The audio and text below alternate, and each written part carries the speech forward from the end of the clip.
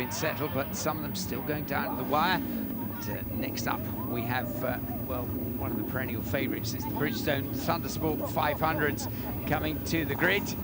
And the grid girl's very cheerful, despite the ever-increasing chilly breeze. But as we said earlier, thank goodness it's not a damp weekend. There, the front row, James Pickford on the outside of that front row, and Steve, he'll be hoping to stay on board during this race. He unfortunately came cropper in the earlier one.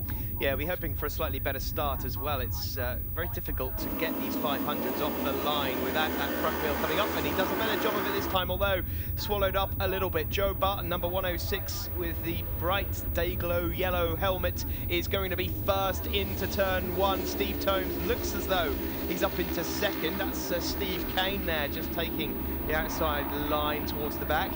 Yes, Steve Tomes, just so much experience and such a keen racer as well. He absolutely, I mean, let's face it, they all love it. Why would they do it if they didn't? But Steve Tomes, he really just seems to live, eat and breathe racing. He really does enjoy every lap of it, and he leads this at the moment. But young Joe Barton is putting him under pressure as they run up into the hairpin. They've got to file through that incredibly narrow hairpin down through the bus stop, and it is just Steve Tomes out front from Lewis Osler in second now, Joe Barton in third.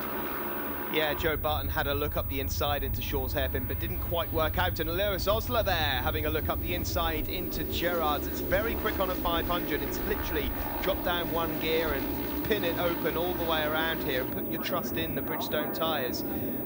Earlier on, we saw Steve Tomes get out front and then pull away. Are we going to see the same thing again, or can Lewis Osler stick with it? Well, he'd certainly love to, wouldn't he? Young Lewis in right the wheel tracks there, but there we see Daryl Harrison in fourth place, coming under pressure from Rob Morby.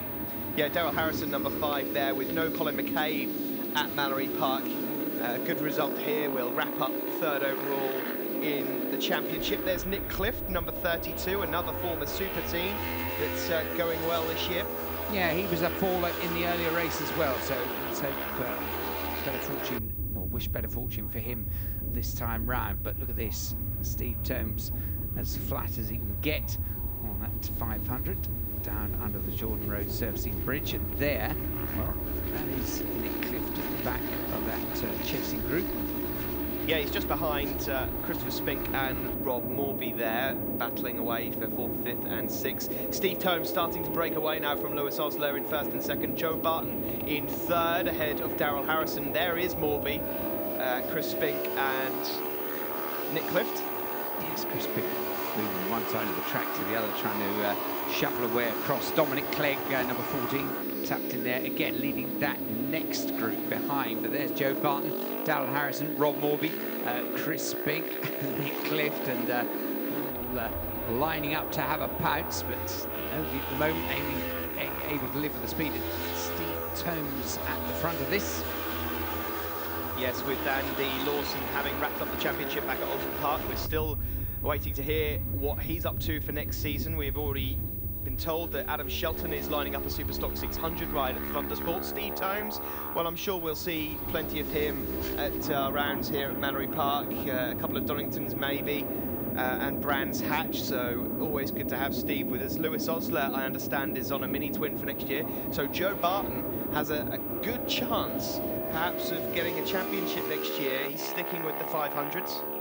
Yes, the one thing we can be sure of is when the 500s come to the group for the first time, probably next March, that there's going to be a whole new bunch of them. It is such a popular series and one of the more cost-effective ways of going competitive big bike racing. Well, it's a really good way for those riders with talent, with perhaps not quite as much money as other families, etc. It's a really good way of getting into racing and showing off what you've got. And as a result, the likes of Daryl Harrison, Adam Shelton, they're now moving on to Superstock 600 machines. Of course, this is where Leon Haslam learned his trade, so it's a very good series. It teaches you how to ride a bike in a different style, but here on this last lap, it's the experience of Steve Tomes that leads the way. He's some 8 seconds clear now of Lewis Osler and Joe Barton.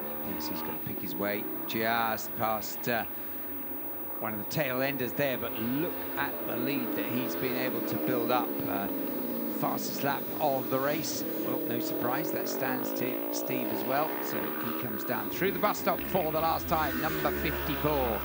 Tomesy gonna do it again, and the big acknowledgement there, and that's the marshals on the post there on the exit of the elbow.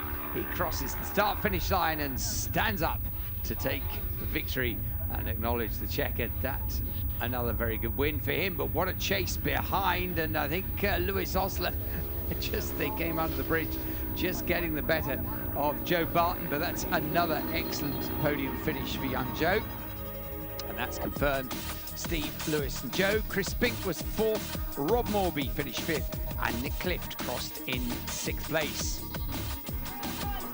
There we see Steve Tomes in between Lewis Osler and Joe Barton.